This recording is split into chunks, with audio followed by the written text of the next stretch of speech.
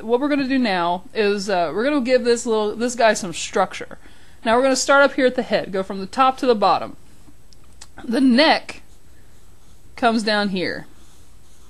And get that head right in the middle. But the neck is basically an oval, but you want it to end right there at where the clavicle is going to be. And then we're going to draw another oval that goes from shoulder to shoulder, like so. So that's the next oval. Now next we're going to do kind of an upside down bell shape to make the rib cage. From the waistline. The waistline is important because that's basically the terminus of your ribs. Right there. Now we're going to draw a circle. A circle that goes from right here, number 4, the bottom of number 4, up here to number 3. This is kind of a weird angle to draw it, so if it looks kind of funky, that's why. So there's that, and that makes your stomach region. Then we're going to draw in the legs. Again, we're just going to do ovals.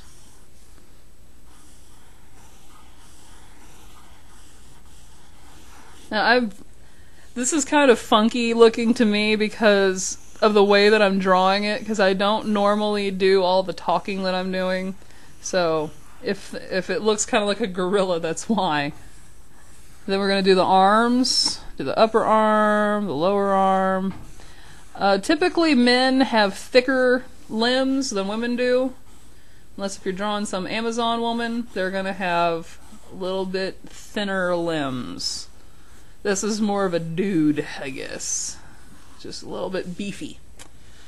And then, there we got the little hands. I guess his hand's kind of resting on the hip there. Then we'll get the feet. Okay. Now this is the neck. This is stick figure plus structure. Now after this, there's a lot more steps than there was with the pig, because we're doing something that's a little bit more lifelike than that little pig was in the last lesson. Now this looks like something. You're starting to see that this is going to be something. But where you go from here, again, is what makes it into a person. But this is difficult. This is actually pretty difficult for most people to learn. This whole learning the proportions, learning how to line things up, learning what goes where, and how big it's got to be, and how small something has to be.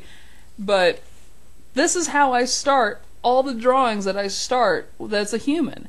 And this structure usually takes me less than a minute to draw anymore. I'll show you real quick.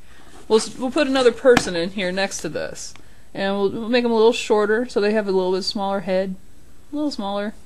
And then we go down to the ground, right there, about right there's where the hips are. Here's the shoulders, waistline, arm, arm, arm, arm. The bell for the chest. So arms here, here, hips.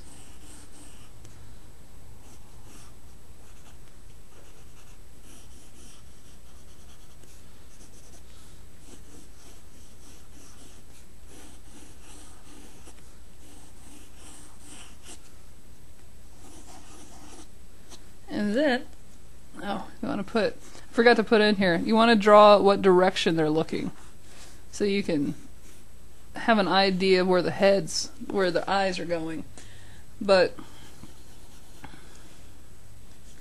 like I said, this is it. That's how long it takes. That's how quickly you can do this once you learn how to do the overall structure. And then you start adding in these other lines.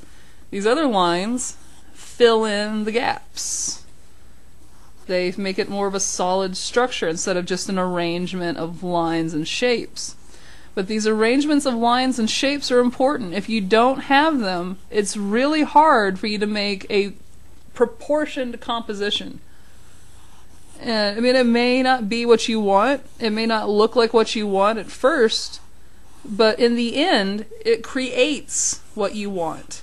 It creates the structure needed to make a final drawing. And like I said before, you cannot start out thinking that you're going to draw a perfect human figure the first time you draw it. And you're not going to draw it. I've seen people, I used to do this before I learned these techniques. And I mean, I would start out, like, I would want to draw a face or something. And so I would start out, drawing the eyes. And I would make this, this beautifully perfect looking human eye. It was just gorgeous with the lashes. And it was great. But then I couldn't go from there to building an entire face because I was starting out with a detail instead of starting out with a structure. And that's what you gotta do. You gotta go from the general. And the general in this instance is the stick figure. It's as general as you can get. And then you go from that to the very specific, which is the detailed shading of the eyes and the detailed shading of the body. But this is how you start out. This is what your drawings are going to be at first. They're going to be stick figures, and, they're going to look rough. They're going to not look like a human. They're not going to look like much of anything. They might look more like a robot than they'll look like anything. But this is a starting point, and that's what you got to have. You got to have somewhere to start. And you can look at all the tutorials you want about how to draw 100 different cartoon figures or something, but if you're learning to draw cartoon figures, you're learning to draw an exaggeration. What you want to learn when you're first learning how to draw, you don't want to learn an exaggeration, you want to learn structure, and then from that you can exaggerate it your own way. But unless if you do it this way, you're going to be drawing a copy, an exaggeration of an exaggeration. And that's not what you want. You want to be original when you're an artist. And this is how you are original. You start out with the basics, and then you learn your own style. Then you learn how to do it your own way. And that's about it for this lesson. Now, I'm going to be doing more lessons on the human figure. I'm going to do a lesson on drawing the face, how to do musculature, and eventually I'm going to be doing lessons on shading and doing total compositions. But for now, this is a starting point. Now you can, like I showed you, once you learn this, you can start spitting out these things and making these big group pictures and having people doing all kinds of crazy things. But this is where you start. So with that in mind, get out some of your notebook papers, start practicing, start making some stick figures, and see where it leads you. And like I showed you before, your eraser's really important. Once you have this, see where you can take it, and I'll give you some more guidance later. Have a good day, and thanks for watching.